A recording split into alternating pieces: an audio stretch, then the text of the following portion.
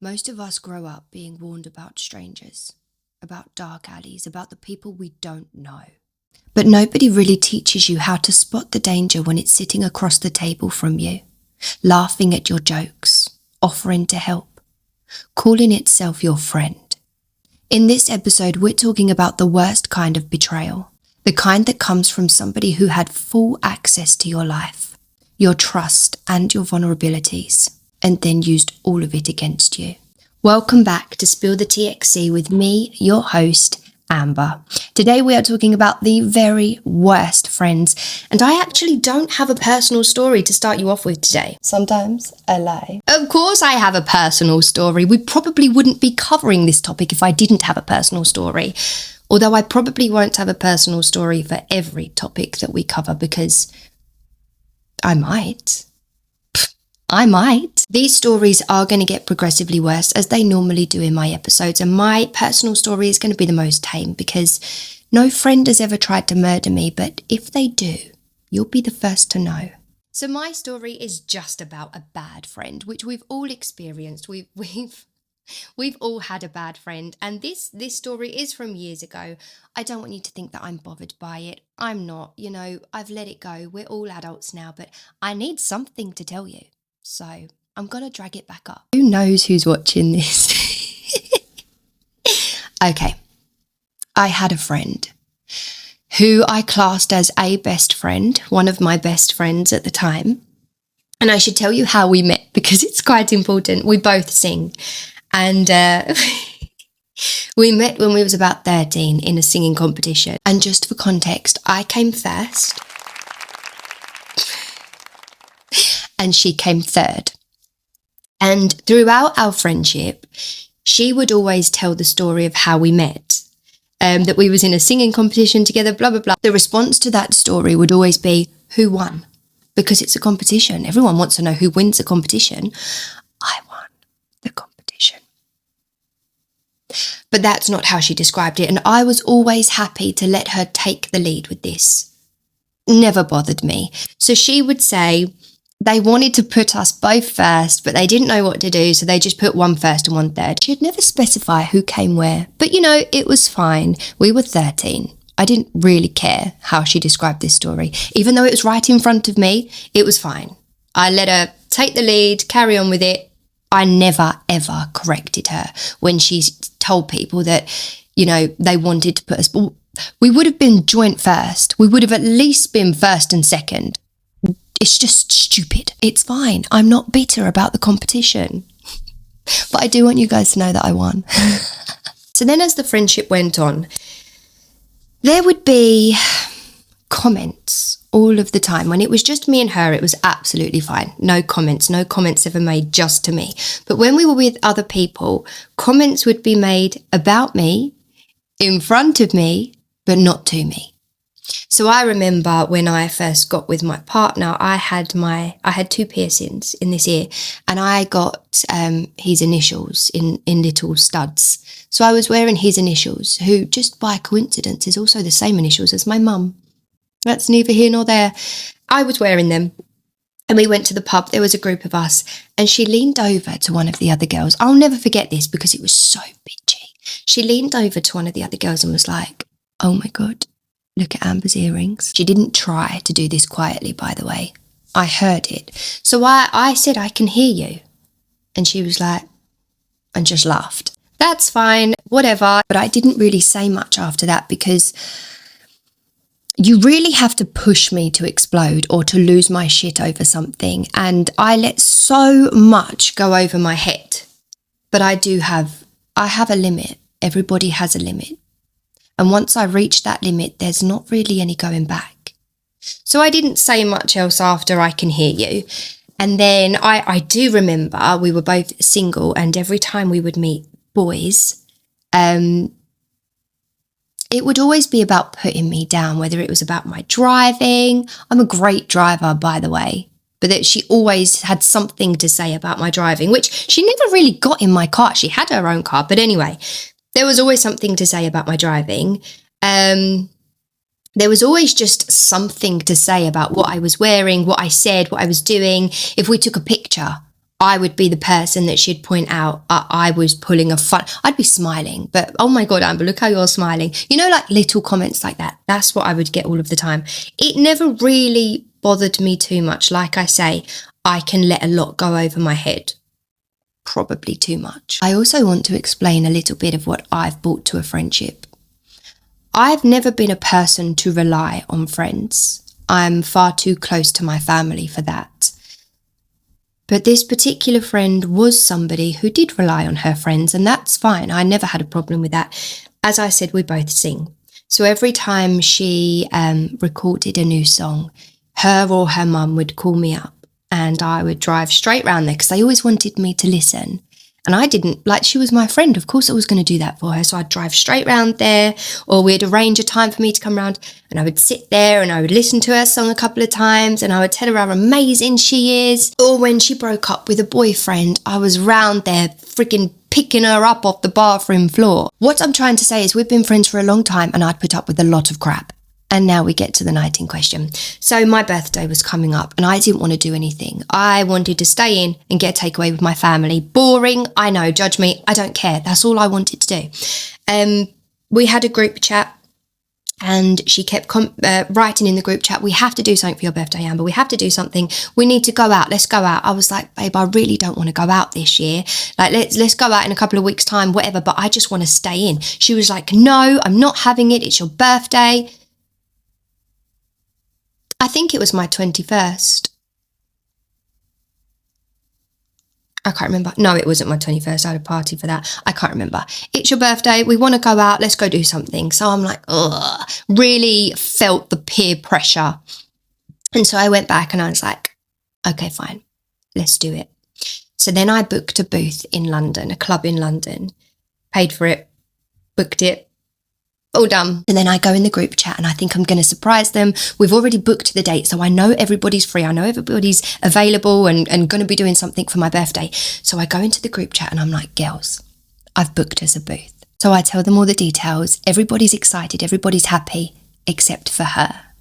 And she comes back and she says, I don't want to go London. And I'm like, you wanted to go out. Like, we're going out because you wanted to go out. She was like, no, I want to go local. I don't want to go London. I'm like, well, look, if I'm going out, I want to do something big or not at all. Like, I'm happy to do either. I don't just want to go local, which is what we do every weekend, going to the same club that we're always at.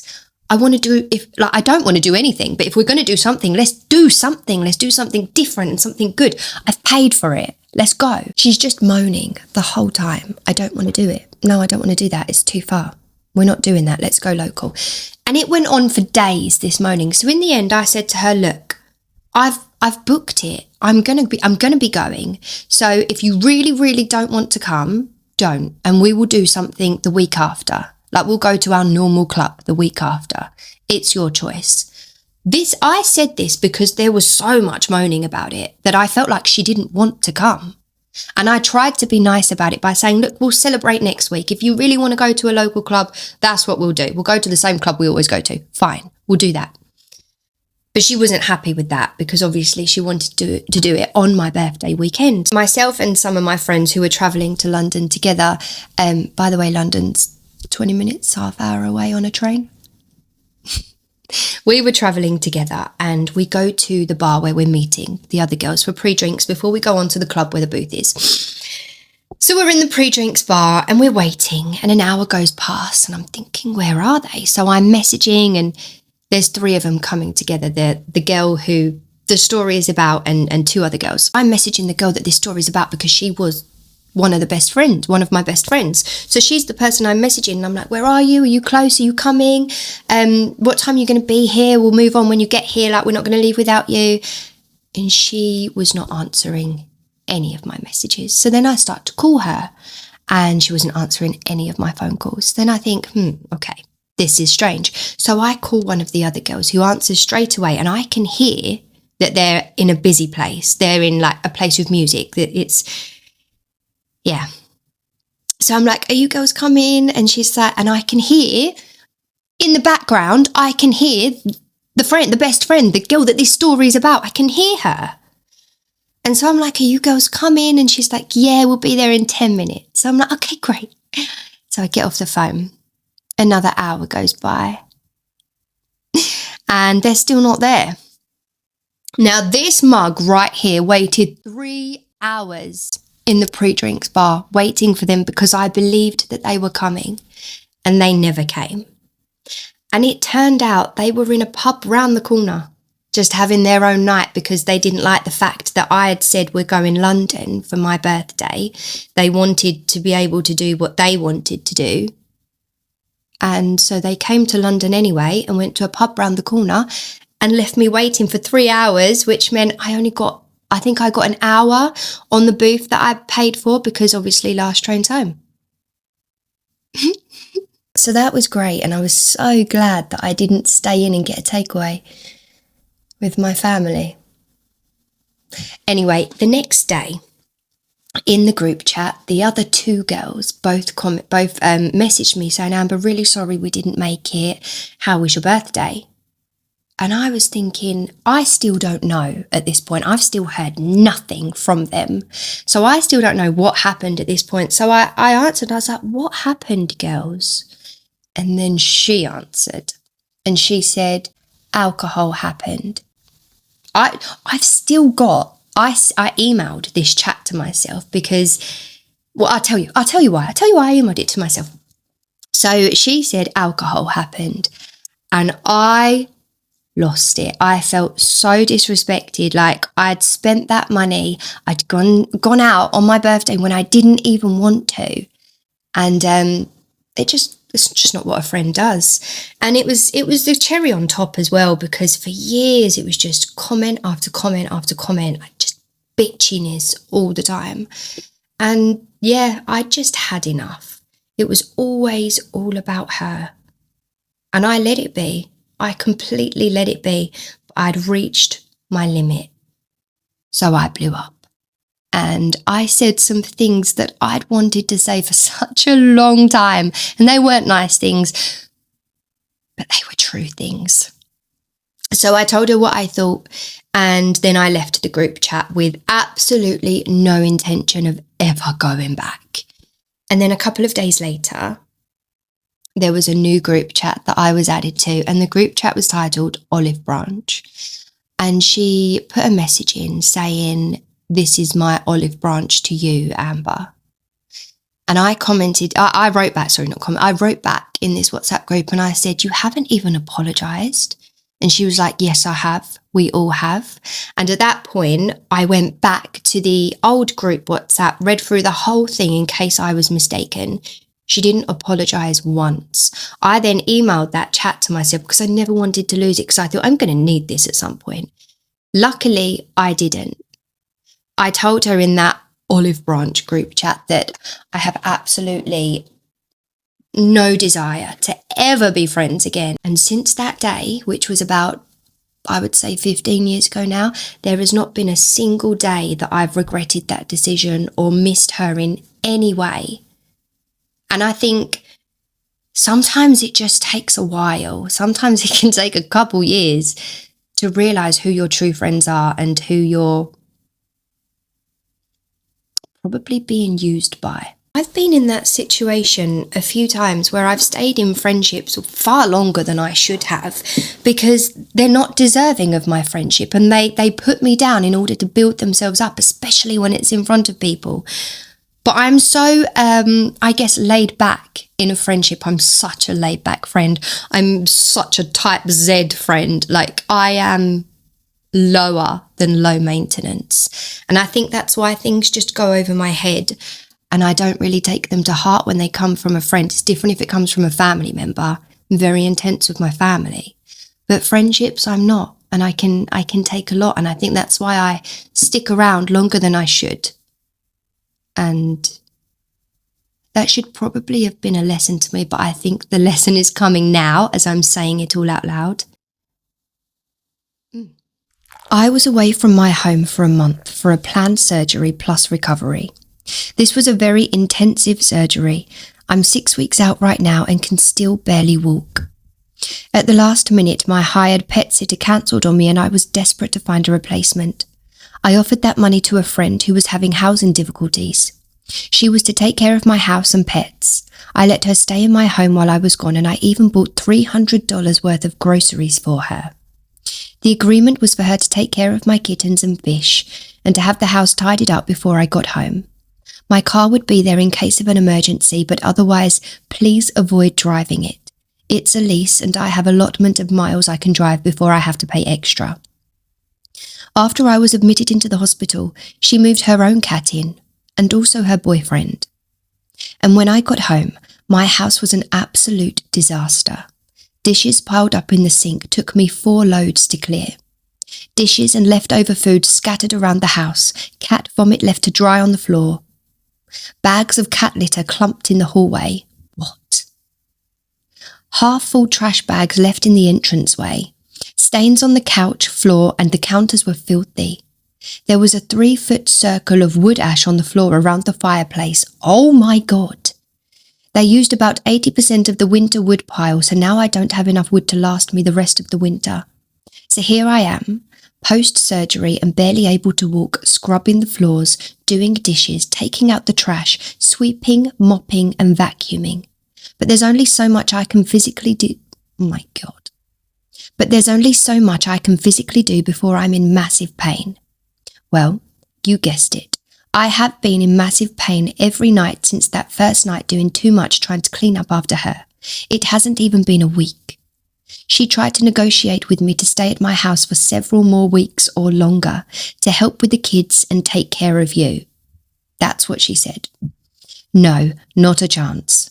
But I'm so weak right now that I had to play it as tactfully as I could. What resulted was her staying an extra 2 days, her useless boyfriend sitting on my couch, eating my food, watching me clean up and not offering to help. She at least cooked for me the next day. At the very least, she's living in your house rent-free. You provided the food. I called my 2 besties, a married couple, and I asked them to come by to ensure these 2 left my house when their lift arrived to take them home. I told them hours beforehand to pack up and be ready to leave, and they waited until 10 minutes prior to finally start packing. The lift driver had to wait an hour and a half for them. These people have no respect for anyone. As they were leaving, the boyfriend was questioning my friend and asking him how long they were staying. He grey-rocked with excellence. What does that mean? He grey-rocked. You know, please put it in the comments because I need to know. The boyfriend was all, I'm just concerned about her and want to make sure she has help if she needs it. I'll be back to help as much as I can. That arsehole did absolutely nothing to help and made everything harder for me. As soon as they were gone, my real friends sent me to bed and they helped clean my kitchen and my living room. My kids also helped out.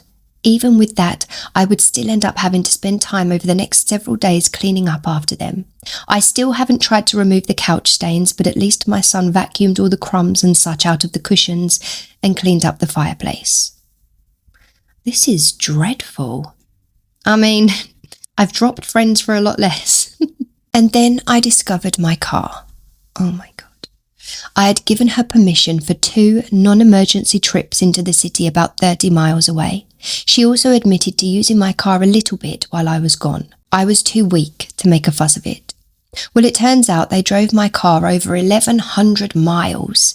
These parasites took absolute advantage of me whilst I was at my weakest. So today, I'm so glad she did this. Today I sent a text requesting they pay me 30 cents per miles of unauthorized use, which adds up to $255. I'll either get some money back for my troubles, or I'll scare them away so badly that I'll never have to see or deal with them ever again. Either way, it's a win. I am in complete agreement. Actually, I think I would take the hit with the money over not seeing them again. Like, I would rather never see these people again. I didn't expect an update to happen so quickly. Honestly, I didn't expect an update at all. You may call me naive, and you're probably right. I just always try to see the best in people and hope they choose to be good. It's time to use some names. These aren't common names either, so I love it. Her name is Raven. I don't know if it's her real name, but that's what she introduced herself to me as, and that's how I know her. Her boyfriend is Angelo. The cat's name is Alvin. and he's a sweetheart. A bit of background on me. I grew up in an abusive household. One of those never rock the boat homes where image was more important than anything else. If someone harmed me, hurt me, insulted me, anything, and I got upset, I was forced to apologize to them. My dad is also an explosive man. He was fine most of the time, except for the times when he wasn't. When I was 18, he strangled me, and I fled to the army, got away for 4 years, sent to war and got PTSD. My dad has only assaulted me a few times since, over the years. The most recent was last June. The time before was last Feb. He left bruises. I ended up marrying an emotionally unavailable person who would later become a serial cheater and blame me for the affairs. For years I accepted that blame, tried to change myself and make myself better so they wouldn't cheat anymore. I finally filed for divorce at the end of 2024. When I called my mum for support, she took the side of my ex, downplayed the affairs and told me to cancel the divorce and beg for my ex back for the sake of the kids. It took me a long time to be able to admit to myself that none of this was my fault. I'm so glad she knows that. And most of that was just this past year whilst I've been in therapy. Despite everything that happened, I always blamed myself, not them. I tried over and over to explain to them how they harmed me, but it never worked. It's not my fault that I have been abused. But it is my responsibility to take ownership of my healing. Fault is past-focused. Responsibility is future-focused. We learn from the past, but we focus on the future. That is so powerful. I feel like I need to write that down somewhere. Like that needs to be at the front of my notebook because that is really powerful. I am now estranged from my parents as of 3 months ago. Thank God. My mum does not respect that and keeps trying to find ways to contact me, including showing up at my house unannounced. My dad has been talking shit about me to anyone he can. He battered my ex, threatened to sue us both for grandparents' rights. What? This is crazy. As soon as my divorce is signed by the judge and finalised, I'll be talking to a lawyer about getting a restraining order against my parents. All that is to explain what happened between me and Raven and why it was so hard for me to kick her out. Not only am I bad at boundaries in general, but also with major surgery I'm in a severely weakened state as I slowly recover. So I'm thankful for my best friends for coming in to help me. I say all this to preface what happened last night. Before we find out what happened last night, because I've not read this yet, thank God for her best friends, because without them she'd really have no one to rely on. Okay, this is what happened last night. I am too nice. I know I am, but it's not something I want to let go. People do take advantage of me sometimes, I know. It's a risk of being kind, but I refuse to let my kindness go. I want to live in a world with kindness that always starts with yourself. I don't want to grow into a bitter old hag. Despite posting my story only yesterday, the events took place last weekend. I returned home from surgery last Friday and it took me until Sunday to actually get Raven and Angelo out of my house. I couldn't have done it without my 2 best friends who helped enforce it for me. Even then, they left behind several things, some clothes, her prescription medicine, her cat. This was likely so that they could worm their way back into my home, although I didn't realise it at the time. Then I spent all week taking care of my kids and slowly trying to clean our house. Yesterday was custody exchange day, so now I finally have some time to relax and recover. Surely he could have stepped in and had the kids a little bit earlier. After this major operation, this poor woman is surrounded by idiots other than her 2 best friends. Yesterday I ran out of pain meds. I've been desperately trying to get more all week, but my surgeon is unavailable. My primary care physician is out of office. My gynecologist never called me back. And finally I just went to the ER for pain management. The doctor and staff there were wonderful, but it took a total of 7 hours and I didn't get home until after 9 p.m. I can vouch for this. My granddad had a mini stroke the other day and we were in the hospital for 11 hours just waiting to be seen. Those poor doctors and nurses are so overworked and there's just not enough of them. There's too many of us and not enough of them. It's It's awful, actually. At 11:45 p.m, I got a phone call from a local number I didn't recognise. My granddad's fine, by the way. He had a mini stroke, but he is recovering fabulously. At 11:45 p.m, I got a phone call from a local number that I didn't recognise. I answered, and it was Raven. She was in tears, said the house she was staying at ended up being a meth house, and they were trying to kill each other, and she was scared, and I was the only person she knew, and she needed me to come and get her. I told her I can't. I can't get her. I can't drive that much. I've just got out of the ER. I'm on pain meds that make it so that I can't drive. I'm not going to put myself around druggies, especially in my current state. And I can't bring her back to my home. I need my home to be for me. Her attitude immediately shifted. Do you know what? As I read that, I thought, that's not happening. She's lying. The crying immediately stopped. The pitch of her voice dropped, and she said something about, fine, I get it. I'll figure it out. I'm not your problem. And then she hung up. Too right, you're not her problem. And then she hung up. I don't remember exactly what was said as my pain meds make my head fuzzy. But after that, she texted me.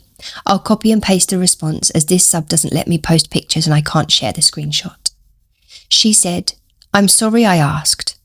But also, can you tell me, are we not friends anymore? Did I do something really bad?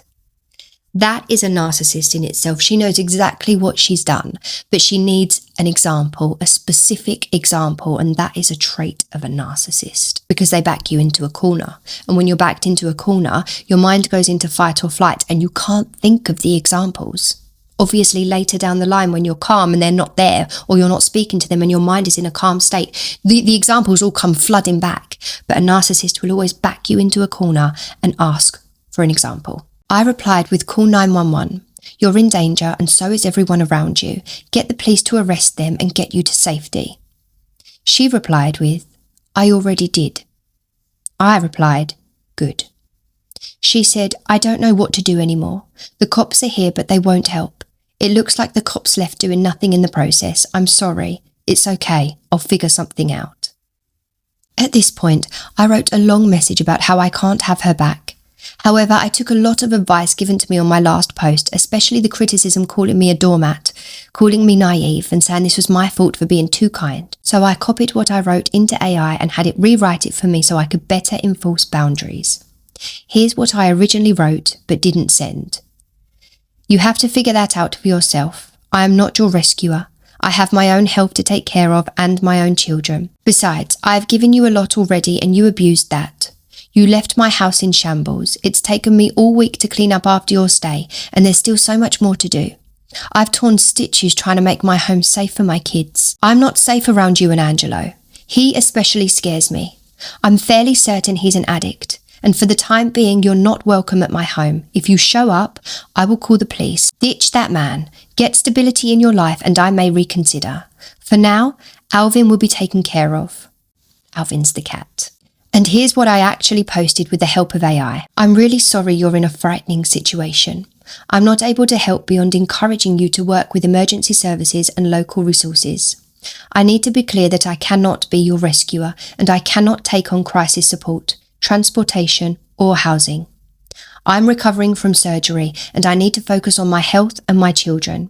Due to what happened during your stay, including the condition my home was left in and the negative impact on my recovery from it, you and Angelo are not welcome at my home going forward. This boundary is firm. If you show up here, I will call the police. Alvin will be cared for. I wish you safety, but I can't be involved beyond this. I think that's a great message. She replied with, so the stuff I left I can't get back. Not even my cat. Me, with the help of AI again. Please send me a list of all of the personal items you want returned and an address where they can be shipped. I'm not able to arrange an in-person pickup. For Alvin, I will coordinate a drop-off at a vet or shelter and you can retrieve him from there. If you have a preferred vet, please let me know. Otherwise, I'll select one. She came back with the stuff I don't care about. Can you please just drop off my cat? Then I can get him. I'm sorry I didn't take care of your house well enough. Please just don't throw my cat away. Can you just drop him off at the local vet like on Monday? Whatever time, I'll be there. Just don't take my cat away from me. And that's it. I spent the rest of the night so scared they would show up to my house anyway. I already have PTSD from the army, which leaves me super paranoid that people are going to attack me and harm me. So whenever conflict comes up, I end up spiraling and panicking about it, imagining scenarios over and over. Fortunately, my anxiety meds help.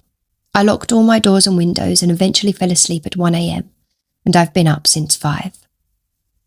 On Monday, I plan to ask a friend to come with me to drop the cat off, and then after I leave, I will inform her that she can get him, and if she can't, well, it's not my problem. As for me, today I have some different friends dropping by to cook me dinner and help clean my house some more. I've also asked them to help me change the locks. Thanks for all of the advice I received in my last post. Hopefully this is the end of it. I just really want to be able to recover in peace. And to answer some of the same questions that just keep popping up. Yes, I have cameras. And yes, I'm changing the locks. Yes, I have a credit monitoring subscription set up, and I will be going through that when I have the time and the energy. There's only so much I can do in a day before my body shuts down. Recovery from major surgery is absolutely exhausting. No, I will not keep Alvin. She's already dropped Alvin to the shelter. And for all of you saying that I should have kept the cat, I welcome you to take care of him yourself and subsequently invite Raven into your lives. Then you can deal with all of this and I can recover in peace. I'll let you know what location I drop him off at and you can go pick him up before she does. If she does at all. I don't think she did actually put the address where she dropped Alvin off, which is probably a good thing because an absolute psycho could have picked poor Alvin up. Much like her friend. Maybe it would have been better too. Poor Alvin. She was my best friend for a couple of years. Honestly, I thought she was gay and I thought she had a crush on me. I had moved about an hour away from home to go to college and lived with my boyfriend of 3 years. Kelly called one day and said her mum had kicked her out and she needed a place to stay. I told her to crash on my couch. Kelly is the friend who she thought was gay. Didn't ask for rent, electric, grocery money because bestie. And I was bartending at the time, so I had good money for a college kid. The relationship with my boyfriend was deteriorating. He ended up being an abusive piece of shit the last year that we were together. And I'd honestly wanted Kelly around as a witness to kind of keep him from going overboard. Dumb. I was young and stupid. He went too far one day and I kicked him out. He left like a tornado. Kelly moved out that same week. I was a hot fucking mess. She just ghosted me. She wouldn't answer messages or calls, just gone. I was lonely and devastated, but thankfully had other friends to lean on. About 6 months later, I get invited by an old friend that had been friends with all 3 of us to a house party in my hometown. I walked in the door and my ex had his arm around Kelly. They both looked at me like deers in headlights, but I thought it was because they were hanging out with each other, like Kelly had chosen his friendship over mine after the split or something. Fuck it, I said. I'm going to have a good time regardless. I'd bought bottles of Jaeger and some weed, and I did shots with both of them. Smoked Kelly out. A+ party was just like old times. I ended up taking another mutual friend home and crashing at his house. He's gay, no sexy shenanigans. On the way, he said, "Dude, I can't believe how fucking chill you were with Chad and Kelly." I say, "Huh? Since they're together and all." I say, "What?" Apparently, they'd been sleeping together the whole time I was letting her crash on my couch and paying for her. Whilst he was being an abusive piece of shit, they were together behind my back for almost a year. And everyone knew at the party and no one said anything. They just all stood there and let me carry on pouring shots for everyone, including Kelly and Chad. They're no longer together, by the way, but Chad is a super successful graphic designer making all the money. That sucks. Karma really did not do her job there. Although Karma is a woman and she has time to bide. Maybe she's just waiting for the perfect opportunity. I just snotted. I actually just snotted a little bit. I don't know if it went in. It's my own. Judge me, say that you judge me. I wish I could just cut straight to the chase, but I feel like I should at the very least make an attempt to include some sort of context, otherwise, what's the point? I'll try my best to keep it brief. During my college years, our core group of friends made it an annual tradition to go camping for a few days at a time. Not very original, I know, but It was mostly just an excuse to hang out away from everyone and everything else. We weren't nature enthusiasts or anything of the sort, but it's something we didn't mind doing as a group. The roster wasn't always the same every year. Exes would come and go, exams or personal matters would keep some of us from joining, and sometimes trivial arguments also resulted in a few faces being a no-show. And yet, somehow a handful of us always managed to pull through. Brenda, Michael and Lillian, who've been together for as long as I can remember, Dennis, Margot and myself. It definitely became harder to schedule things once we all graduated, but we made it work. The only thing that managed to mess up our annual camping streak was the pandemic from a few years ago. And after that, it sort of became easier for people to come up with excuses for not being able to make it. We still chatted semi-regularly and hung out from time to time, but that was it. But this year, it was different. Either the stars aligned themselves, or maybe we'd all gotten to a point in our lives where we were starting to feel some serious nostalgia for simpler times. So the 6 of us marked down the dates on our calendar and we made it happen. 2 days, 2 nights. Seemed simple enough, just as it used to be. We never really pre-planned anything, any special activities, unless there was something someone specifically wanted to do, like a point of interest near the area worth checking out or whatever. But one thing we always did was tell scary stories around the campfire on the first night. Sometimes during the second night as well, if some of us were feeling particularly inspired. Whether alcohol played a part in that or not, I'll leave that to your imagination. To be honest, I don't think any of us really managed to truly scare anyone with our stories. Some of us, myself included, would try really hard. But more often than not, what we thought was scary just turned out to be an uneven mix of funny, illogical and campy elements poorly strewn together. Light on goosebumps, but great for laughs, which wasn't all that bad. This year it was different. And as you might have guessed from the title of this post, I'm currently typing this out due to what happened on that first night. But before I get to it, there's one more thing I need to mention. As far as I, Brenda, Michael, Lillian and Margot were concerned, this trip had been planned with only 6 people in mind. But when Dennis finally rolled up to our meeting spot, late as usual, we were all taken aback by the fact that he had brought an extra person with him, someone he had never mentioned in passing to anyone, and who, by the looks of it, was apparently tagging along for the entirety of our get-together in the woods. Her name was Liz. Now, if this had happened during our college years, I can imagine how this could have been a lot more awkward. Having a random person intruding in our group and potentially ruining the solid pre-established dynamic between us. But we're not kids anymore. And more importantly, we simply aren't as up-to-date as we used to be when it comes to each other's personal lives. Not that it's any excuse not to let the rest of us know, oh, by the way, I'm bringing someone you've never met before, please be cool. But I think the rest of the group quickly got over it because they seldom get the opportunity to meet new people. And seeing as this is Dennis we're talking about, we just instinctively made the decision to try and make Liz feel as welcome and as included as possible. And maybe I would have felt the same if it weren't for one thing. I had talked to Dennis on the phone the night before about the trip and some other pointless stuff that's not even worth bringing up. And not only did he not even hint at this Liz person or anyone else coming along, but he also sounded perfectly normal. But the Dennis we met on this day seemed a little cagey and distraught to me. Maybe he was embarrassed by the whole ordeal to a point where he could hardly look at me or anyone else in the eyes. Maybe his girlfriend, if that's what she was, had forced him to invite her against his will or something. But something felt off and weird to me. But I kept it to myself, figuring it would be in everyone's best interest, especially Dennis, to avoid asking uncomfortable questions and stirring unnecessary drama, which is the one thing we always try to leave out of these trips. We made some small talk, a quick inventory check to make sure we weren't missing any essentials, and then proceeded to walk on foot for a couple of hours or so before reaching a decent enough spot where we set up our tents, right before nightfall. And here's what happened next. After getting a decent fire going and pouring ourselves a few drinks, we figured the time had come to sit down and once again take turns sharing some creepy stories just like we used to. I don't think everybody was particularly infused by the idea. Maybe they felt like they had grown out of it. Still, you could tell that everybody made an effort to varying degrees to humour one of the very few traditions that our group somehow managed to keep alive after all these years.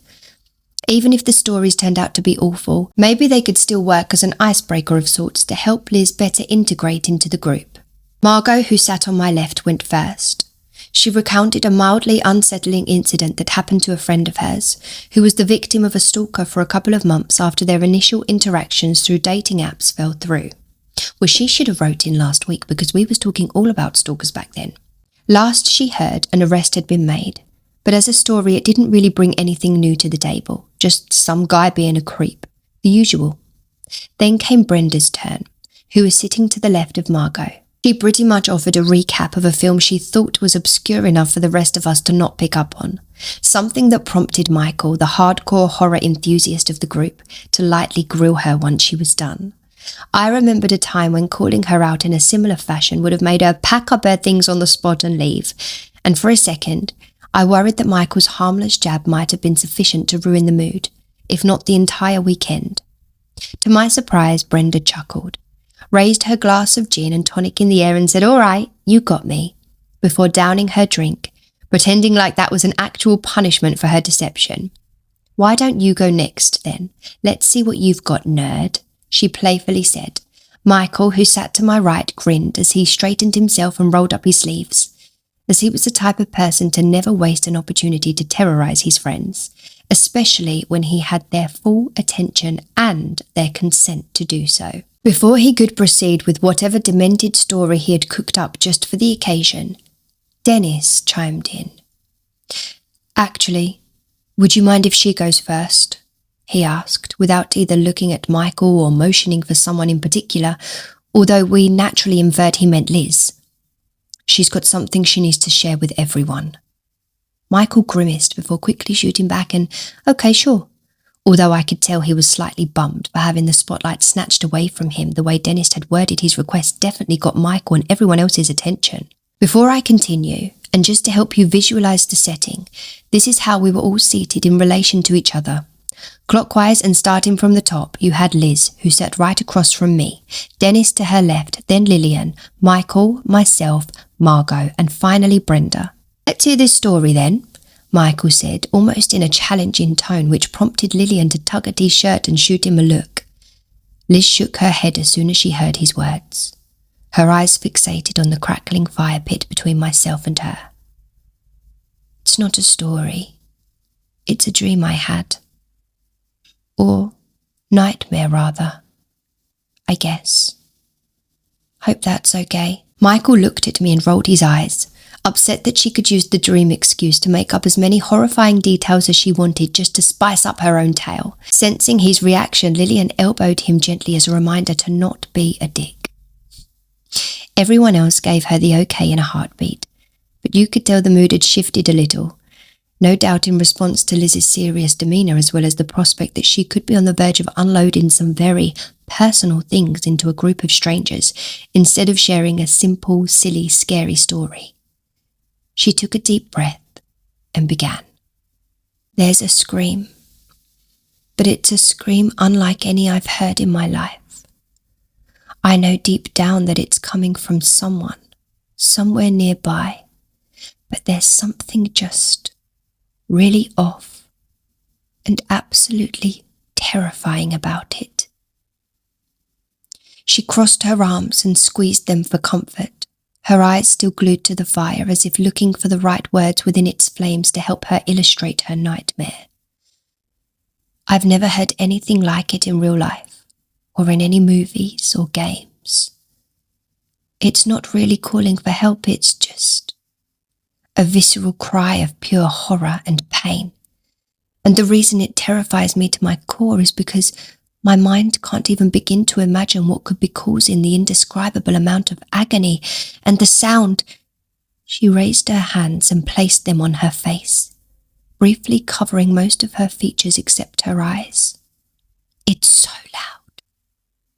loud that it rattles my bones. And it doesn't stop.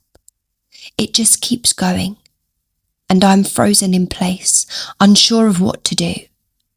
I know this person needs help, but I can't find the courage to look for them because I'm afraid of what I'll find. Afraid I'll see a scene so horrible my own brain won't be able to rationalize. I'm so afraid and so sick to my stomach, more than I've ever been in my entire life, of finding out of what's causing that scream. She began to shake her head very slightly. The more it goes on, the more I start to wonder how it can possibly still be going. I know that it's a dream, but something about it feels real, and it doesn't make sense to me that this person hasn't died yet, or at the very least passed out or destroyed their vocal cords from such a prolonged pained cry caused by whatever is being done to them. And I think that's when it hits me. She paused for a few seconds, her lips quivering. Maybe it's not a person at all. Maybe something's trying to lure me in by mimicking the exaggerated sounds of someone in need. Or maybe it really is a person whose impossible pain is being inflicted at the hands of someone or something. She took a deep breath and slowly let out a big sigh, and for a moment it seems as if she was actually getting teary-eyed. I know she said this was a dream, but I didn't think anyone present was actually buying her story, though it was hard to ignore her commitment to the bit and how palpable her emotions felt. She continued, so I decided to go look for the source of the scream. I can't really explain it, but it's like a flip is switched in my brain. It's just something I know I have to do, something I'm supposed to do. Maybe I've fallen for its spell and being led to my demise, or maybe something in me decided that, at the very least, I should check to see if somebody needed my help. Or maybe morbid curiosity simply won over. Maybe a combination of those options seems more likely, since I'm really not that good of a person. The corner of her mouth slightly twisted into a smirk, but I don't think anyone else caught it, as she quickly pressed on. So I started walking through the woods. It was nighttime and I can barely see anything, to a point where I think to myself that I won't actually be able to get anywhere. It's a comforting thought, as much as I hate to admit it, because it would mean that I wouldn't have to face whatever's out there all on my own. And then I realised that I don't really need to see. Not when that goddamn scream seems to be pulling me towards it, growing even louder whenever I happen to take one small step towards its direction. Next thing I know, I've arrived at a clearing, and there's a small black cabin in front of me. The door is wide open, or rather, broken off its hinges, as if whatever's inside has been waiting for me all this time. And even though it's very dark out, I can tell that not a single window has any glass panes in it, whether they were smashed before my arrival or never there to begin with. I don't know, but I don't like it.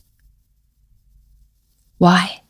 Lillian asked in a low, hushed tone, a clear indicator that she was genuinely terrified by what she was hearing, as if the way she was latching on to Michael wasn't enough of a giveaway.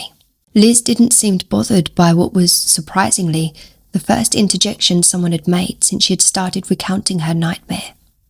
In fact, she was so unbothered and unsurprised that her vacant stare didn't even meet Lillian's, not even for a brief second just to acknowledge her, because the door is wide open, and the windows aren't shut. Whatever's happening inside, whoever is responsible wants me to know that they have all the power, all of the control, and that there's no escape from what looks to be, at first glance, just an unguarded cabin with no one in it. I know that I could be walking into a trap. I know that I won't be able to leave from the moment I step inside, and I know that I could be moments away from seeing or experiencing pain and suffering on levels that shouldn't be possible. But I've come this far. And the other thing is that the scream has become so impossibly and unbearably loud the closer I got to the cabin that I just want it to stop no matter what it takes, even if it means I have to walk in and take its place. A part of me is very much against the idea of proceeding, but my body continues to move all on its own, because it too knows that all of this has to stop, and that it won't stop until I see this thing to the end, whatever it is. So I walk in, and something happens the moment my foot crosses the entrance threshold. She pauses. That ungodly piercing sound just disappears. Like that. She snaps her fingers. Like something just erased it from existence, gone, without a trace, not even leaving a single echo behind. I should feel relieved, but the deafening silence that replaced it might honestly be even worse. It's so heavy and so absolute that I thought my own hearing might have been taken away as well, either by the scream or by whoever snuffed it out. It's bad either way, because deep in my gut I know that whatever's in this house knows that I'm here, and cancelling out all of the other sounds is its sick way of rolling out the red carpet just for me. I know that I should leave, and I probably could if I wanted to. When I turn around, the door's still there, open, letting in a very faint breeze. I take a step towards it and realise no unseen force is keeping me in the place. I could just go and disappear into the night. So why didn't you? Margot asked. Liz shrugged. Maybe the screams would return, although I don't think they would. Then why? Margot insisted, visibly upset that someone who wasn't even her friend would put herself in danger in a scenario that wasn't even real to begin with. Because I need to know what brought me to this place, and for what reason. I need to know what happened here. Don't you? No one answered. I scanned everyone's faces as best as I could. The girls were evidently terrified, whilst Michael was so absorbed and leaning forward that it's a miracle he hadn't fallen face first into the fire pit just yet. Dennis, on the other hand, barely seemed like he was there or paying any attention. The fact of the matter is, most of us were invested in her story by this point, so it's only natural that we wanted to see it through. Hell, I would have been the first to laugh my arse off if it had all been leading up to a terrible joke, or if she had hit us with a "to be continued" before revealing to us that she was a screenwriter who's still fleshing out the story. If only. Okay, so you walked in and, Michael said, eager for Liz to continue and completely oblivious to how unsettled his own girlfriend was by his side. Liz didn't seem to care either. I walked in, and I know deep down that nothing can prepare me for whatever's waiting for me inside. I keep on walking until I reach the entrance to the only room that seems to have a faint source of light coming from it. I keep my eyes glued to the floor, wanting to delay facing the inevitable for as long as possible. I can't make out anything other than my feet and the old wet floorboard, but I can feel it in the air, that something's in there with me. Maybe just out of my field of vision, waiting for me to look up and finally acknowledge it. She paused and no one dared to make a sound. And then I looked, and before I could even begin to process what I was seeing, before I could let out a scream or react in any way, I felt my mind shatter and crumble almost immediately. I saw it, and I could smell it, but I can't really describe the scene to you. Only my primal sense of revulsion, which scrubbed off those impossibly abominable, unspeakable images from the very fabric of my being. But some traces remain. She lowered her head, looking down at her lap. If I try real hard, I can see the room and feel on some level that I know what's in there and that I know what happened, but I can't bring myself to put it into actual words. The mere thought of attempting to do so feels like the most depraved thing a normal person could ever think of doing, and it sickens me. She gently rubbed her face, but I couldn't tell whether she was actually wiping some tears. I thought she was done, but she kept going. But there's one thing I remember, one detail I can still see even now, clear as day. Everyone braced for the impact of what should be the final reveal or twist. Liz proceeded, only this time with a stare that seemed strangely vacant and utterly lost in the horror she was recalling. There's a man in the room. I can see his face, and his abhorrent expression is all I need to know, that he is responsible for whatever horrors took place inside the cabin. He's the one who's caused all that impossible screaming. He's the one who made me come all the way out here for some sinister reason. And I know who he is. I recognize him. She paused again, having become slightly more agitated over the course of this last stretch of her story. I don't know if I felt sorry for her and wanted her to just be done with it for her own sake, or if I'd grown impatient with how she seemed to be just edging us. Either way, I blurted out, "Who is it?" And she immediately shot me a piercing look. I'm not sure if this was the first time she actually looked at someone directly from the moment she began telling us her story, but something about the unrelenting intensity of her unwavering, unexpected stare made me deeply uneasy. A small gust of wind blew in, putting the dying fire out to its misery. "It's you," she said, with a voice that trembled, not with fear, but with a profound, venomous fire. My stomach dropped, and I felt my entire body suddenly become coated in a cold sweat. "It's you," she repeated, with an increased level of repulsion that only I, the person on the receiving end of such vile and imaginary accusations, could perceive. One by one, everyone else slowly turned their heads towards me. For a moment, I genuinely thought that surely one of them was bound to break character sooner or later and burst out laughing about how they'd succeeded in both creeping me out and pranking me. But nobody said a word, and I couldn't even think of anything to say as I tried to make sense of what was happening. We sat there in silence. Margot eventually got up and said she was going to sleep, which prompted everyone else but Liz to do the same. When Brenda asked Liz if she was okay, she said that she was, but that she'd stay up for just a little longer before going to her own tent. They all just left the two of us there, without addressing me directly or commenting on Liz's dream and my own involvement in it, according to her. Even without the fire between us as a light source, I could tell that her gaze was still fixed on me. The more I tried to make sense of this situation, the angrier I got, but I tried to not let it show.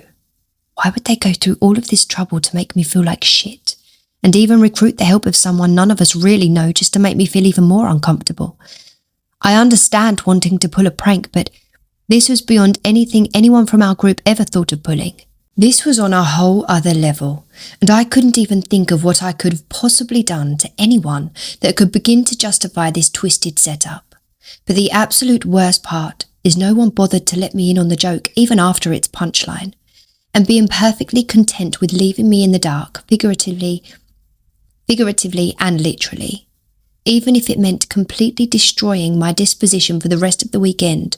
Why would they do this to me? I was angry, yes, but also deeply hurt by the insensitivity and senselessness of it all. But I didn't say a single word. If that's what they wanted, I wouldn't be giving them the satisfaction so easily. I briefly stared back at Liz, who still sat on her end of the makeshift log benches we hastily put together, looking right back at me. She had nothing else to say, and neither did I, so I got up and went back to my own tent without saying a word. For all I know, she sat there for the entire night.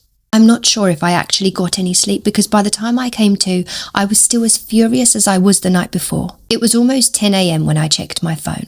We hadn't agreed on a set hour to wake up or anything. Usually we just allowed ourselves to sleep in for as long as we wanted, and then we'd cook breakfast or lunch depending on the time of day, eat the meal before carrying on with our loose schedule. I couldn't hear any kind of noise outside, which got me thinking I was probably the first person to wake up. I figured I might as well go for a morning walk in an attempt to clear my thoughts. Maybe upon my return, they'd finally come clean about the whole ordeal, and even though a part of me would undoubtedly still resent them for it, at least I wouldn't have to spend the rest of my day being pissed about it. When I unzipped my tent to step outside, my heart nearly stopped with the scene I was met with, and for the second day in a row, I was at a loss for words. Not only was everyone else already up and about, they were all just standing there with their gear and bags fully packed, ready to go. I don't know what bothered me the most, the fact that they all somehow got up, got dressed and packed their things without me taking any notice or waking up, Or the fact that they were all just standing there silently staring down at me and sort of visibly annoyed, as if they'd all been waiting for ages for me to do the same. With the exception of Liz, who stood the furthest away from my tent, everyone else was facing my direction. "Yeah?" I asked with my head poking outside of my tent. "We're going somewhere," Michael said. "Yeah?" I added, frustrated but also hoping to elicit a similar response from any of them. "Yes," Lillian replied. "We're just waiting for you." "Cool," I said. "You can wait." I zipped up my tent and tried to gather my thoughts before actually starting to pack my things. They weren't chatting outside or making small talk or anything from what I could hear, but I did get the feeling that they were circling me, as if they wanted to ensure that I wouldn't be making a sneaky exit to some sort without them noticing. Maybe it was just my imagination, but if they were that hell-bent on keeping up the charade, so would I. It took me a good few minutes to get all of my stuff together, but I didn't exactly rush. No one bothered to ask if I needed or wanted any help, which made me all the more pissed. I welcomed the awkwardness, and I did what I could to prolong it, because I wanted to make them feel as uncomfortable as me. They didn't seem fazed, but two can play at that game, and I'm not one to quit. We started off on our journey, and I didn't want to ask where we were going because I knew that's exactly what they wanted me to ask, especially if this was all just some prank. I wasn't going to fall for it. Liz was in front and we followed her, and every time I stopped for a drink, for a snack, even just to sit on a rock, they knew and they would stop instantly. Some of them turning to look at me, some of them side-eyeing me, but Liz always facing the front and never turning round, but always knowing when to stop. I sat down, rubbed my hands together, stretched my legs, and then reached into my bag for some snacks, which I ate without a single care in the world. I was delighted, not by their taste, but by how much my actions were likely pissing them off to some extent. I gave no signs that I'd be getting on my feet anytime soon to proceed with the hike, and after 10 minutes or so of me slowly stuffing my face, I was almost convinced they'd just waited out in silence, but I was wrong. Brenda, the one closest to me, spoke up. "You can do that later," she said. I didn't look at her. Instead, I slowly and loudly crumpled in my hand the foil packaging of the snack bars I'd just eaten, and after putting them away somewhere in my backpack as to not litter the area, I brought my right hand up and cupped my ear towards her, pretending I didn't hear what she said. A long pause followed. "I said, you can do that later." "Where? When?" I asked. No answer from her or anyone. I shrugged and pulled out another protein bar, and for the first time since we left our camp, I sensed actual hostility coming from the people I thought were my friends. Before I could tear up the package, I noticed that Dennis had started walking back towards me, and I didn't realise until after the fact that my hand instinctively went for the pocket knife I kept in one of my front pockets. I was already on my feet by the time he reached me. "We have to go," he said. "Go fucking where?" I shot back loudly, enunciating each word right in his face. Brenda, Margot, Michael and Lillian took a noticeable step towards me. I knew the trails around this area. I always did my homework more out of curiosity than anything else because I figured it would be cool to actually have places to visit and be the one that actually found them for the rest of us. But whatever path Liz had us walking wasn't one I was familiar with, wasn't one I'd seen. Even after looking at the handful of screenshots I'd saved on my phone, I still couldn't tell where we could possibly be headed. This was all no doubt part of their big prank, whatever it entailed, but I was done playing along. Whatever this was, it wasn't worth the time or the effort or the incessant gnawing sensation I had in the pit of my stomach. They took another step. "We're almost there," Dennis whispered, as his warm morning breath filled up my nostrils. "You'll see." I used my tongue to dislodge some bits and pieces of the protein bars still stuck to my teeth before spitting the load right over Dennis's shoulder, barely missing his face. He didn't flinch or blink. "Nah," I said. I looked into his eyes and could swear that he was just about to take a swing at me, but before I could take any measures to protect myself, a sudden, loud noise completely derailed my train of thought. At first I thought one of them had tripped over and hurt themselves and were making their way towards me, but One quick look at the rest of the group and I could tell they weren't the ones making that sound. That awful, distant sound of someone screaming as if their guts were slowly being pulled out, while the soles of their feet were set ablaze. Liz's story and all of its eerie details immediately flooded my mind. What the fuck? I don't know how they pulled it off or how they got people to go along with it, but I couldn't understand how it was making me feel. I wanted to shout at them just to turn it off. That god-awful scream, it sounded so real, so desperate, so loud. I could barely form a coherent thought. Not one of them seemed bothered or distressed by it, and I could just tell by the way my insides were doing backflips and the way my own brain was firing off all sorts of signals that what I was hearing couldn't possibly be a recording of some sort. It had to be real. "Someone needs our help. We have to go," Margot said. I looked at her. Someone I'd known for a number of years, but didn't recognise her. They looked the same, but completely different. Despite being mentally scared, I was physically unharmed. My body was on autopilot while my brain kept thinking of the worst possible things that could happen to me in the middle of nowhere, and if for some reason I couldn't find my way back, I ran until my legs almost gave out, and by that point I was nearly out of the woods. The sky was clear, my phone was still working, and I was finally starting to recognise some local landmarks. And whilst my ears were still loudly buzzing, the scream itself had stopped without me even noticing. Despite being mentally scarred, I was physically unharmed. I reached the parking lot where we had left our cars, and after briefly inspecting everybody else's rides from the outside, especially the one that belonged to Dennis, which Liz also rode in, and realising they wouldn't be providing me with any answers, I got in my car and I drove home. I held my phone in my hand the entire drive home, hoping for a text or a call from any of them, to come clean, to admit that this was a prank, but not a single text or call came. I have, however, gotten calls and texts from friends and relatives. They haven't heard from them, and their respective places of employment are also inquiring about their unplanned and prolonged absence.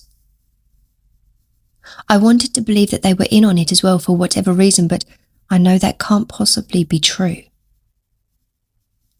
I've had to deal with a number of calls from some very concerned parents of my friends, some of whom I've known for a number of years and met in person so many times, and there's a kind of genuine parental concern that you can't just fake.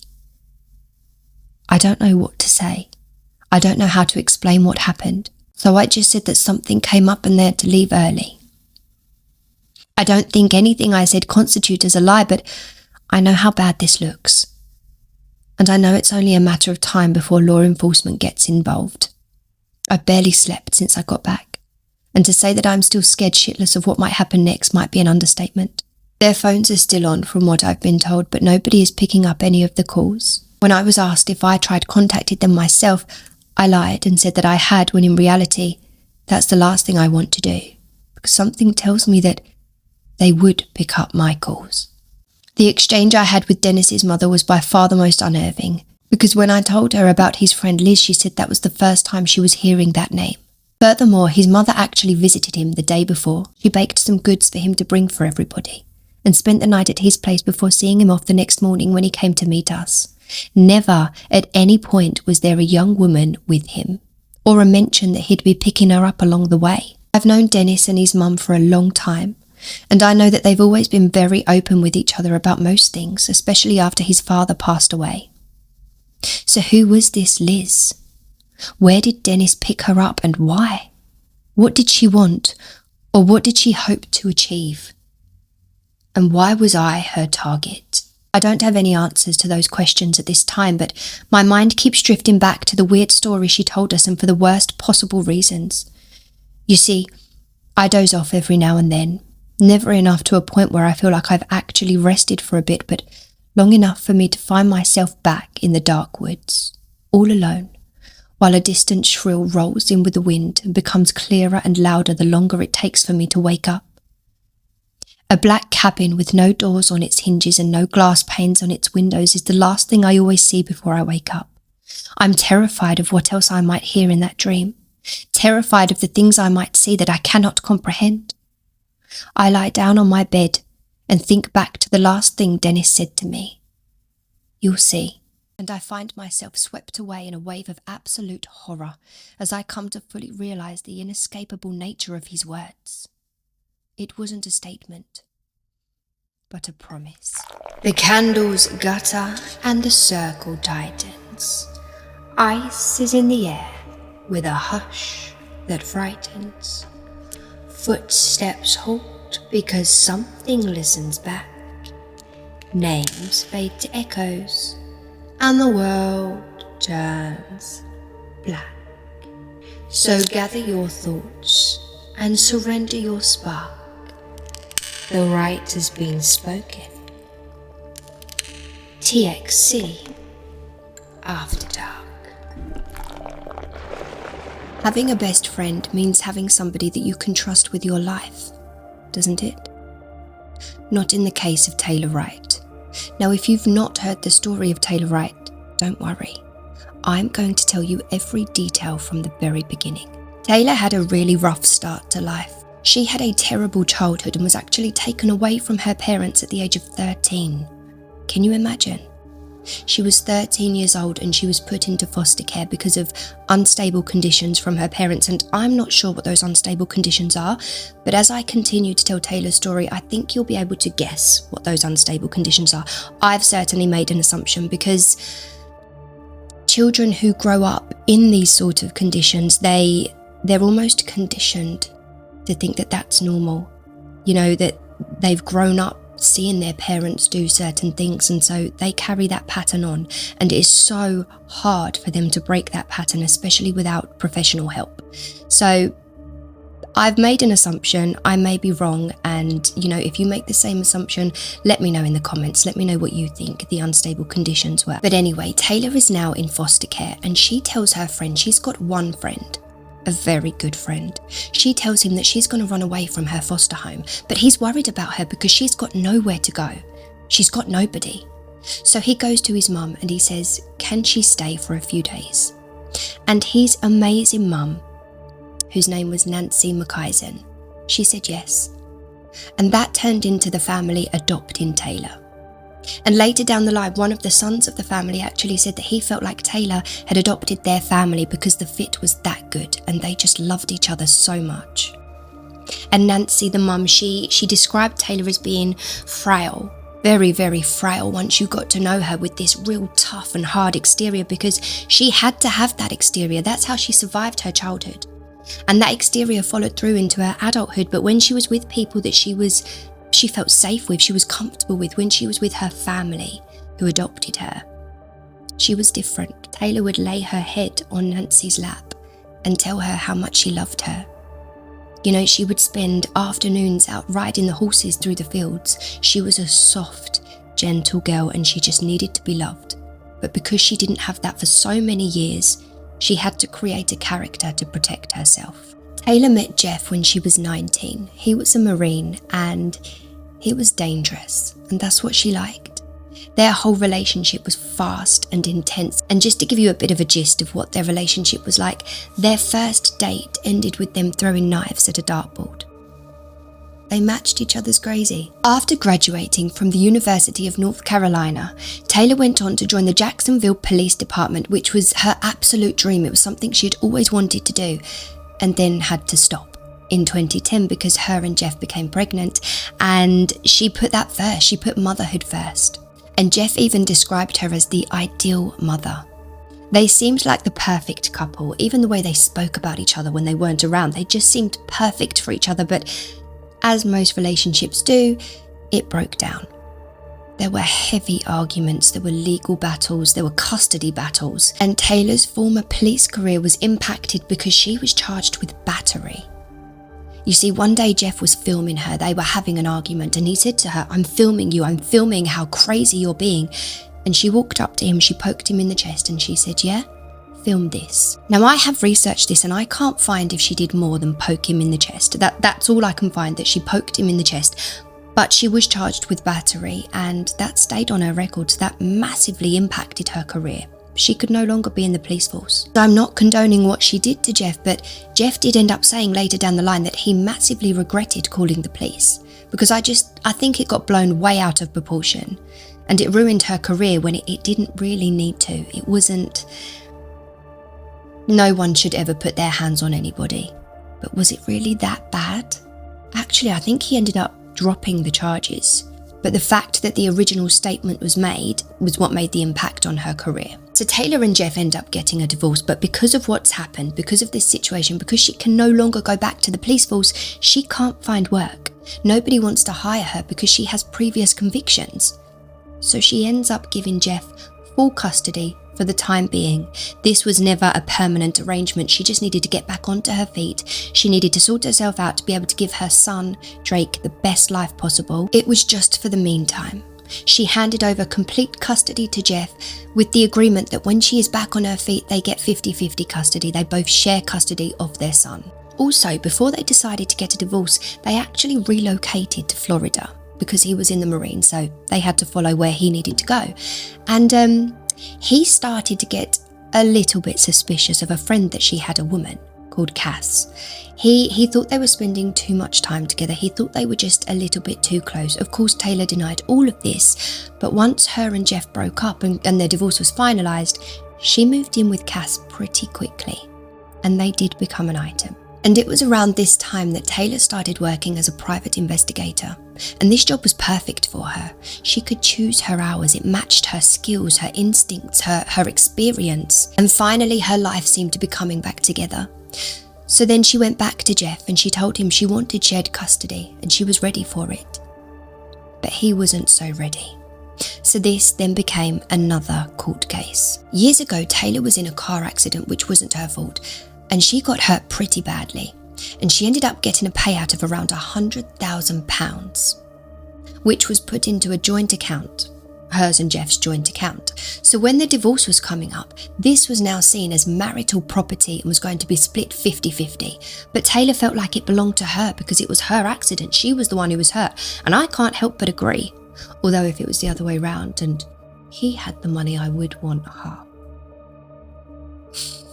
So what Taylor did, even though the court said that she had to split that money 50-50 as well as everything else, she took the money out of their joint account. So the next time they went to court, the judge ordered that Taylor had to put £25,000 back in the account by a certain date as child support. And if she doesn't do that, she's in contempt of the law and she will be going to prison.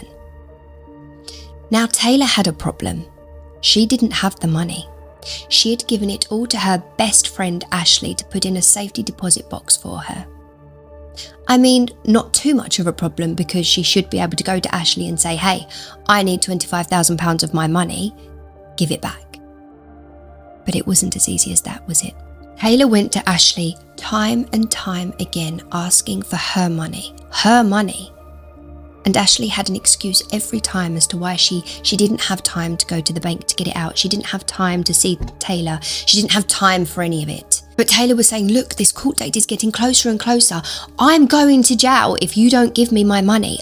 This is for my child. I need that money. I'm going to go to prison. I will stand no chance of getting my boy back if I'm in prison. Give me my money. And then we get to the 8th of September 2017 when Ashley finally agrees that she will draw out the money. She will go to the bank with Taylor, go to the safety deposit box and give her back her £25,000 that she needs to deposit back into the bank for her child. The 8th of September 2017 was also the last time Taylor was ever seen alive. So that morning of September the 8th, Ashley comes to pick Taylor up to run their errands. They're drawing the money out. And Cass is there. She speaks to Ashley, she says goodbye to Taylor, she gives her a kiss, tells her she loves her, Taylor says it back, and they go on their way to run their errands. And then a couple of hours later, Cass sends Taylor a message, asking if she's okay, asking how the errand is going. And Taylor messages back, but not in her normal manner. It just, everything seemed a bit off to Cass. So she messaged back and said something like, I'll talk to you about it later. And then a few hours later, Cass texts again, just asking if Taylor's okay. But this time she doesn't get a reply. So she sends a few more messages, no reply. She then contacts Ashley, who tells Cass that Taylor's really nervous and got a lot of anxiety about the court case, so she's gone off down the fields to ride some horses just to calm herself. This seemed very strange to Cass, because the only thing that Taylor was nervous about was the money. So as long as she had the money, she was good. She wasn't going to get into trouble. Everything should go her way. What was she nervous about? And why hadn't she spoken to Cass about being so nervous? Later that evening, Cass received a message from Taylor's phone saying that she was completely overwhelmed with everything that was going on and she needed some space to think. Cass is obviously furious because they're partners. You know, Cass has been helping with everything. The court case, getting her child back, everything that is overwhelming, Cass has been taking some of that load. So why would Taylor run away from Cass? So Cass ends up messaging Ashley and asking Ashley, like, what's going on? Where has she gone? She's not coming home. She said she needed space. And Ashley said, yeah, she got a cab into town. She went to a pub. I said I'd drop her back to her car, but she didn't want to she didn't want to drive because she was going to have a drink. So she got a cab into town and she's gone to a pub on her own. And then a few hours later, Ashley sends Cass a screenshot of a message that she's just received from Taylor saying that she needs a few days away from everybody. After hearing this, Cass is even more angry, rightly so. You know, she's not told me that she's going away for a few days. I'm expecting her back tomorrow. Why does she need a few days away from me? What have I done? So Cass messages Taylor, saying exactly that. In fact, she sends an absolute barrage of messages because she's furious, as any partner would be. I've been there, I've done it, message after message, getting more and more angry. And then when you've calmed down a few hours later, obviously you're a little bit embarrassed by it, but at the time, it's necessary. So that's what Cass is doing. And she gets no reply. And then that anger turns to panic and worry. And so then she calls the police, who somehow managed to convince her that what's going on here is Taylor's probably just done a runner. She's in hiding, you know. She's got that money. Oh, a little side note. Ashley told Cass that Taylor got the money. She got the £25,000. Ashley gave it to her and Taylor went to the pub with that money.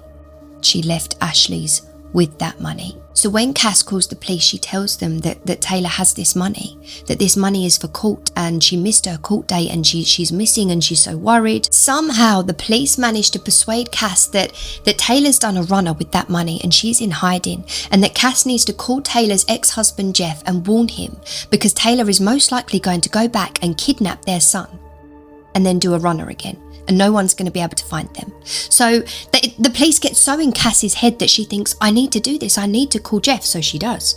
She calls Jeff. And then Jeff ends up getting in Cass's head and makes her believe that Taylor is dangerous and that she needs to protect herself in case Taylor comes back. Because Taylor's not going to be happy now that Cass has called the police, because that's just going to be another thing on her record. She's gone missing. Another reason why she can't join the force. Jeff said Taylor would not react to that well, and Cass got scared, so she let things drop for a couple of days. But then on September the 14th, when Taylor still hadn't returned, still hadn't answered any of her messages or phone calls, she called the police again, and this time, they took it seriously. The police started with Cass as their prime suspect. They brought her in for questioning, but her alibi was solid. They took her phone, they saw all of the messages where she was trying to get hold of Taylor. They found messages from before Taylor went missing between Taylor and Cass confirming that Taylor was going to draw the money out with Ashley from the safety deposit box. Cass was clean as a whistle. Then they moved on to Jeff and brought him in for questioning, but he also had a watertight alibi. And when they went through his phone, they could also see messages between him and Taylor confirming that she was picking up the £25,000 for their child. Taylor had actually pushed back the court date because Ashley couldn't get the money out for her. And she had been discussing this with Jeff, so he knew everything. And the messages were there to prove it. And then they brought Ashley in for questioning. Ashley's version of events from that day were as follows. Ashley picked Taylor up in the morning. They went back to Ashley's house to retrieve the money, and then because Taylor was so anxious about the court case, Ashley drove her to her aunt's farm to ride some horses to calm her down. So the police instantly pick up what was the money doing at your house? The money was in a safety deposit box. Did you not go to the bank? And Ashley says, no. Taylor wanted it in a safety deposit box, but I didn't put it in a safety deposit box, and she knew that. It was at my house. The police then started questioning about her aunt's farm. Where is it? What time did you go? And she answers all of the questions very confidently. And then they ask what happened after the farm. And they were expecting to hear that Taylor went off to the pub on her own. She got a cab to the pub. But Ashley said, we stopped by Taylor's place. Taylor and Cass's place. Cass wasn't in, but we stopped by and Taylor nipped in and she came out with a bag. What was in the bag? I don't know, I didn't ask, but she had a bag. Was it a big bag or a little bag? It was just a bag. Then Ashley made a point of bringing up Taylor's drug taking. Now, this is what I was referring to when I was talking about Taylor's upbringing, because it is a fact that Taylor, at the very least, dabbled. But according to Ashley, she was an avid substance abuser. And Ashley said this is very Taylor. This is very Taylor of her to just disappear. She's on something, she's with someone, she'll be back. This is nothing to worry about. No one's done anything to her. She was very convincing, by the way. She then goes on to say that Taylor had a second phone that day, the first time she'd ever seen it. So the police said, can we go through your phone? We want to see if Taylor has ever contacted you on her second phone, because then we can try and trace that phone. Maybe we can find her that way.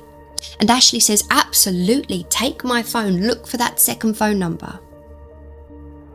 The police weren't looking for that second phone number. The police knew exactly what they were looking for, because by this point Ashley had no idea, but she was their only suspect. They knew. They just couldn't prove it. When the police looked at the cell data from Ashley's phone, they found a location ping to a cell tower that matched exactly to Taylor's phone. Now, what this means is they were at the same place at the same time. The time was when they were meant to be at Ashley's aunt's farm riding horses. The place was miles and miles and miles from Ashley's aunt's farm. So then the police start looking into this location that they both appeared to be at the same time. And the location was another farm. So then they looked into who owned the farm, and the surnames matched. The farm belonged to another aunt of Ashley's. And they went back to Ashley's mobile phone and they had a look at her call records from that very day.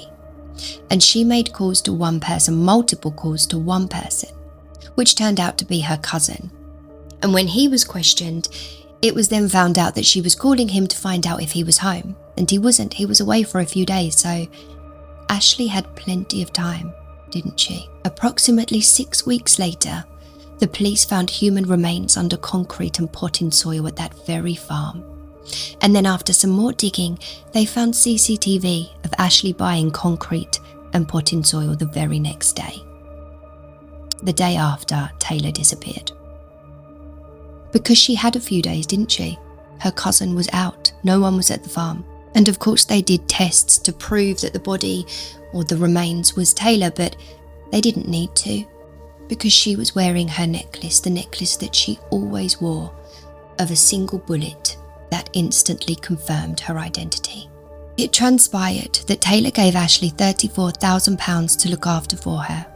Not £100,000 like we originally thought, £34,000. Ashley murdered Taylor, and in doing so she dug her own grave because she got life in prison. And every motion for mistrial, every appeal was denied. Because Taylor didn't just disappear. She was erased by somebody who knew exactly how to get close enough to do it. If you've enjoyed today's episode, don't forget to show me some support and hit all of the buttons, and then you'll get notified every week when I drop a new episode. And on that note, I will see you next week. I love you. Bye.